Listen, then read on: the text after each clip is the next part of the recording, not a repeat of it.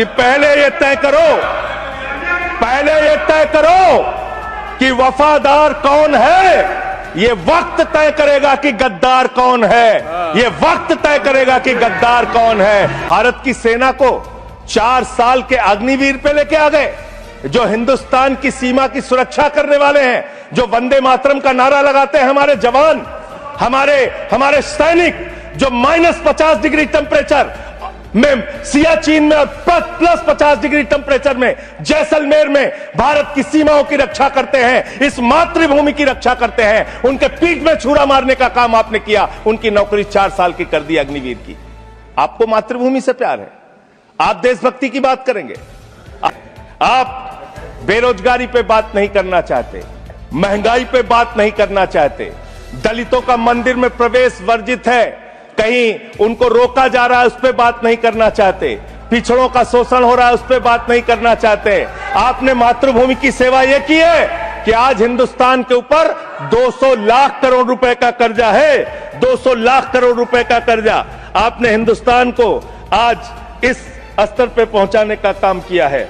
और दूसरा, वंदे मातरम सर, आपका बहुत बहुत आभार कि आपने वंदे मातरम जैसे महत्वपूर्ण विषय पर मुझे अपनी बात कहने का अवसर दिया। मान्यवर, मैं सोच रहा था कि वंदे मातरम के बारे में उसके 150 वर्ष पूरे होने पर यह चर्चा सरकार के द्वारा क्यों प्रायोजित कराई जा रही है। एक तो यह अच्छी बात है कि देशभक्ति की भावना का विकास सबके अंदर हो। वंदे मातरम के महत्व को सारे देश के लोग समझें, नौजवान समझे, किसान समझे, मजदूर समझे, पढ़ा लिखा समझे, गैर पढ़ा लिखा समझे। यह अच्छी पहल है। लेकिन मैं साथ ही साथ यह भी सोच रहा था, तो एक घटना मुझे याद आई मान्यवर। वो घटना थी उत्तर प्रदेश की। हमारे एक ऊर्जा मंत्री हैं, माननीय मंत्री जी AK शर्मा जी, उनके सामने व्यापारी लोग पहुंचे। उन्होंने कहा 21 घंटे से लाइट नहीं आ रही, 21 घंटे से लाइट नहीं आ रही, व्यापार बर्बाद हो रहा है, बच्चे रो रहे हैं, हमको गर्मी में बिजली दे दो। मंत्री जी ने कहा जय श्री राम, बजरंगबली की जय, और गाड़ी में बैठ के चले गए। मैं आपके माध्यम से सरकार से पूछना चाहता हूं, क्या भगवान श्री राम ने आपको कहा है कि आप नाकारे और निकम्मे हो जाइए और जनता को अंधेरे में रखिए, बिजली ना दीजिए? यह क्या भगवान श्री राम ने आपको कहा है? यह शिक्षा आपको भगवान श्री राम ने दी है? मान्यवर, मुझे वंदे मातरम आम आदमी पार्टी की रैलियों में, आम आदमी पार्टी की सभाओं में भारत माता की जय और वंदे मातरम जोर जोर से लगाए जाते हैं। किसी दिन लगाने का मन हो तो आ जाना हमारी पार्टी के कार्यक्रम में, आपसे ज्यादा तेजी के साथ वहां पर वंदे मातरम लगाएंगे। सदन में भी लगाना चाहते हो लगाओ। तो आप इन नारों के पीछे, ये नारे देशभक्ति के हैं, ये नारे देश की रक्षा के हैं, ये नारे देश को आजादी दिलाने के लिए हैं। ये नारों के पीछे अपने गुनाहों को छिपाने के लिए नारे नहीं है, मैं कहना चाहता हूं मान्यवर। और आप क्या कर रहे हैं? आप इन नारों के पीछे अपने गुनाहों और अपराध को छिपाना चाहते हैं। वंदे मातरम का मतलब क्या है? वंदे मातरम का मतलब है मातृभूमि की वंदना। मातृभूमि की वंदना। हम मातृभूमि की वंदना करते हैं, तो आप कैसे मातृभूमि की वंदना कर रहे हैं? अरे 1 रुपए में तो एक आम नहीं मिलता। आपने 1 रुपए में अडानी को 1050 एकड़ जमीन और 10 लाख आम और लीची के पेड़ दे दिए। ये मातृभूमि की वंदना, ये आपकी मातृभूमि की वंदना है। ऑनरेबल मेंबर, आप मातृभूमि को बेचकर मातृभूमि की वंदना कर रहे हैं। ये मातृभूमि की, आज वंदे मातरम पे ही बात करूंगा सर। मातृभूमि की वंदना, मातृभूमि की वंदना हिंदुस्तान के एयरपोर्ट को बेच के नहीं हो सकती। मातृभूमि की वंदना रेल को बेच के नहीं हो सकती। सेल को बेचकर नहीं हो सकती, समुद्री तटों को बेचकर नहीं हो सकती, कोयला और गैस को बेच के नहीं हो सकती, हिंदुस्तान की जमीनों को बेच के नहीं हो सकती। तुम लोग मातृभूमि को बेचने वाले लोग हो, तुम मातृभूमि की वंदना करने वाले लोग नहीं हो। मान्यवर वंदे मातरम पे ही सुनिए, आज वंदे मातरम के अलावा कुछ बोलूंगा ही नहीं। मातृभूमि की वंदना, इस मातृभूमि की वंदना में जब यहां पे लीडर ऑफ द अपोजिशन बोल रहे थे, मान्यवर honourable I am not yielding sir, I am not yielding sir, sir I am not yielding sir, I am not yielding sir. जब लीडर ऑफ अपोजिशन बोल रहे थे, ऑथेंटिकेट इट प्लीज देन, जब leader, sir I am not yielding, sir I am not yielding. जब यहां पे leader of opposition बोल रहे थे, नो पॉइंट ऑफ ऑर्डर, खड़गे साहब उनके मुंह से नो पॉइंट ऑफ ऑर्डर, दलित शब्द निकल गया, दलित शब्द निकल गया। पूरी की पूरी भारतीय जनता पार्टी हाउस में खड़े होकर विरोध करने लगी। दलितों से इतना चिढ़ है आपको? क्या दलित भारत माता के बच्चे नहीं? क्या पिछड़े भारत माता के बच्चे नहीं? क्या आदिवासी भारत माता के बच्चे नहीं? अगर दलितों, पिछड़ों, आदिवासियों की बात होगी तो आप विरोध करोगे, आप विरोध करोगे। एक तो हम चाहते हैं कि डिबेट, हेल्दी डिबेट हो, तर्कों के साथ हो। अभी इन्होंने आरोप लगा दिया कि दलितों पर बीजेपी वाले एकदम हल्ला करने लगे। ऑन रिकॉर्ड है, मैंने कहा है दलित के विषय में कि ये हमारे पूज्य हैं, हमारे भाई हैं, ये ऑन रिकॉर्ड है। इस तरीके के स्वीपिंग स्टेटमेंट्स न दें और इस हाउस के माध्यम से देश को गुमराह न करें, नंबर 1। नंबर 2, आपने कहा ये बेच दिया, ये बेच दिया, ये बेच दिया। आई से please authenticate on the floor of the house what ever you have charge.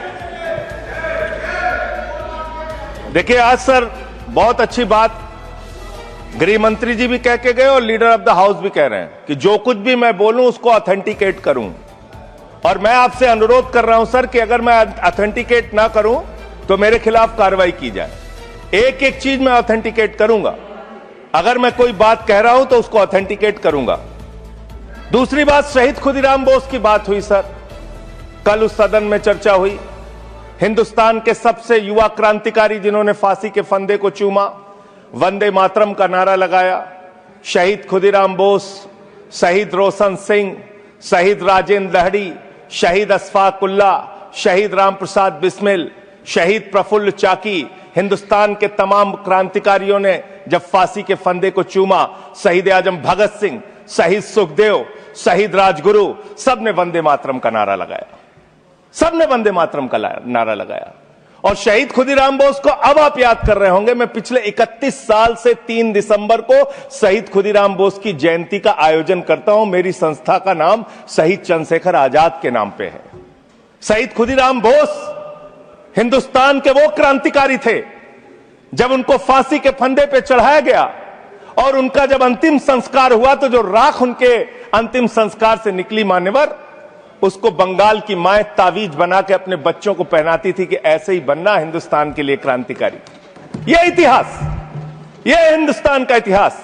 लेकिन मैं आपके माध्यम से इस सरकार से पूछना चाहता हूं, आपके पुरखे इस वक्त क्या कर रहे थे जब शहीद आजम भगत सिंह वंदे मातरम लगा रहे थे, शहीद सुखदेव वंदे मातरम लगा रहे थे, शहीद राजगुरु वंदे मातरम का नारा लगा रहे थे, शहीद खुदीराम बोस वंदे मातरम का नारा लगा रहे थे। उस वक्त आप क्या कर रहे थे? क्या कर रहे थे आप?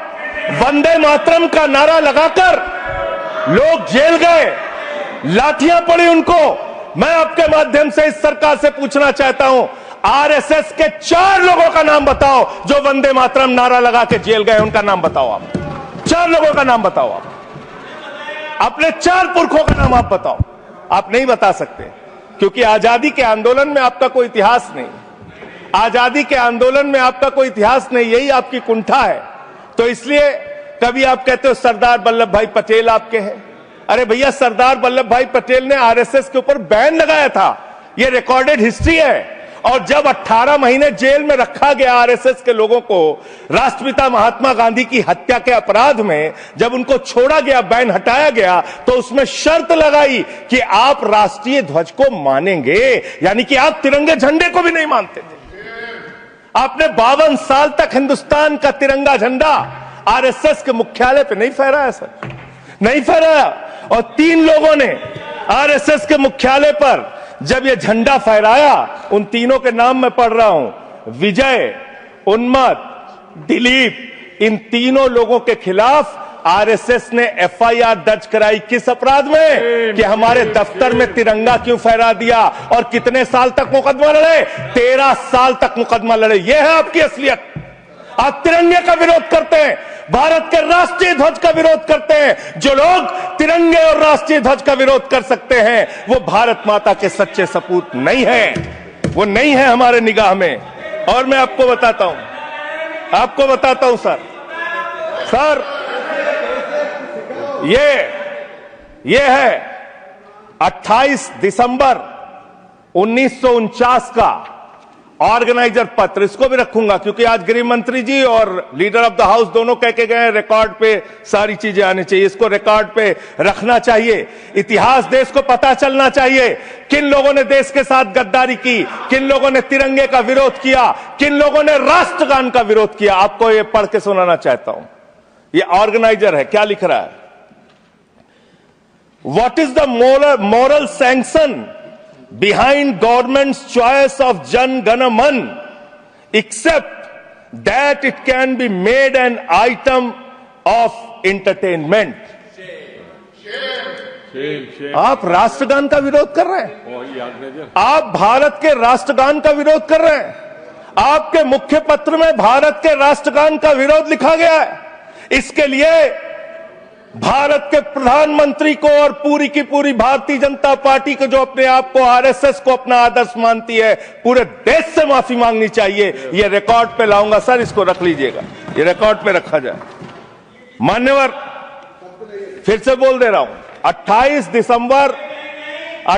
दिसंबर 1949 ऑर्गेनाइजर अखबार जो आरएसएस का मुख्य पत्र है, और इस आरएसएस के मुख्य पत्र में फिर से लिख दे रहा हूं, फिर से पढ़ दे रहा हूं क्या लिखा हुआ है। What is the moral sanction behind government's choice of Jan Gana Man? Unnecessarily it'll get provoked. It can Continue, be please. made an Please item continue. of entertainment. Please continue. ये लिखा संजय हुआ। जी unnecessarily provoke. Continue. अच्छा sir, मैं आपसे ये कहना चाहता हूं कि आपने तिरंगे का विरोध किया, राष्ट्रगान का विरोध किया, वंदे मातरम आपने लगाया नहीं कभी। कोई आपका व्यक्ति देश की आजादी के आंदोलन में जेल नहीं गया कभी। आपने कोई देश के लिए, हमारे यहां अवधि में कहावत है, नाखून कटाए कि शहीद ना बना भैया। तू तो नाखूनों नहीं कटाया भैया, बिना नाखून कटाए शहीद बना चाहता है, बिना नाखून कटाए शहीद। ऐसे काम नहीं चलेगा सर। जिन्ना का भी जिक्र कल दूसरे सदन में हुआ, प्रधानमंत्री जी ने जिक्र किया। जिन्ना के साथ आपके कितने गहरे और मधुर संबंध थे, क्या इस देश के लोगों को पता है? नहीं पता, मैं बताता हूं। श्यामा प्रसाद मुखर्जी जी फजलुल हक की गवर्नमेंट में फाइनेंस मिनिस्टर थे, और फाइनेंस मिनिस्टर रहते हुए उन्होंने अंग्रेज गवर्नर को चिट्ठी लिखी थी।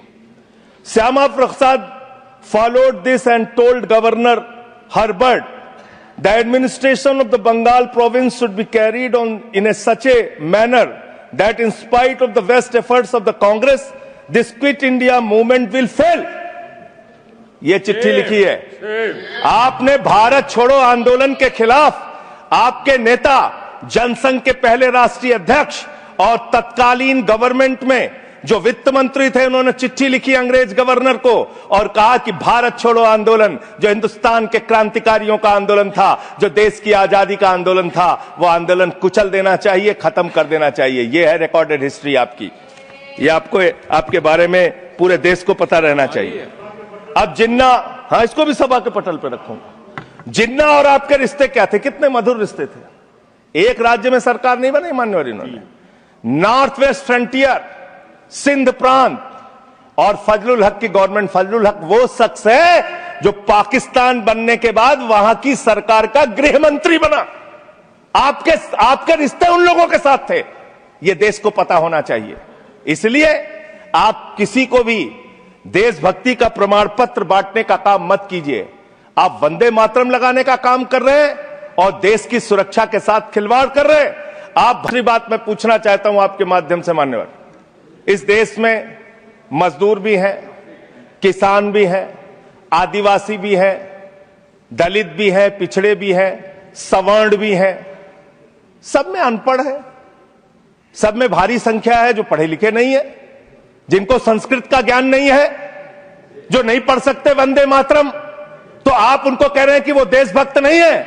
मैं आपके माध्यम से कहना चाहता हूं, वो देश को लूटने वाले अडानी जैसे पूंजीपतियों से ज्यादा बड़े देशभक्त हैं, जो अपने बच्चों के लिए श्रम करते हैं, मजदूरी करते हैं, कुली का काम करते हैं और अपने बच्चों का पेट भी पालते हैं, देश की भी सेवा करते हैं। वो आपसे ज्यादा देशभक्त हैं। उनकी देशभक्ति को आप इससे चेक करने का काम मत कीजिए, इससे पैसे उससे परीक्षा करने का काम मत कीजिए। मान्यवर, मैं अंत में एक और बयान आया, उसका जिक्र करके अपनी बात को खत्म करूंगा। अभी एसआईआर की प्रक्रिया के तहत उत्तर प्रदेश के मुख्यमंत्री ने कहा कि डिटेंशन सेंटर बनाए जाएंगे। 80 मेरी पार्टी का समय 24 मिनट है और कोई स्पीकर नहीं है आपके? स्पीकर एक और है, उनमें से आप काट लीजिएगा समय। मैं कह रहा हूं ना, हाँ, ये हमारा अधिकार है, पार्टी का अधिकार है। तो मान्यवर, 10 महीने में आपने दिल्ली की वो हालत कर दी, जहरीली हवा यहां पर आने लगी। दिल्ली को आपने दुनिया का सबसे प्रदूषित शहर बना दिया। बच्चों शांत हो जाओ, बच्चों शांत, बच्चों हल्ला मत करो, शांत हो जाओ। अरे मैं एक मुख्यमंत्री इन्होंने बनाया है, कंक्लूड करिए सर, एक मुख्यमंत्री बनाया इन्होंने, प्लीज, खत्म कर रहा हूं प्लीज। एक मुख्यमंत्री बनाया है जिसको ये नहीं मालूम कि एक्यूआई होता क्या है, कंक्लूड करिए। वो टेम्परेचर बता रही है, ये हालत है। तो इसलिए मैं अंत में इन्हीं लाइनों के साथ, कौन है ये वक्त तय करेगा कि गद्दार कौन है। वंदे वंदे थैंक यू, वंदे वंदे वंदे वंदे वंदे वंदे। कोई बीजेपी वाला वंदे मातरम नहीं लगाया sir. Thank you, thank you.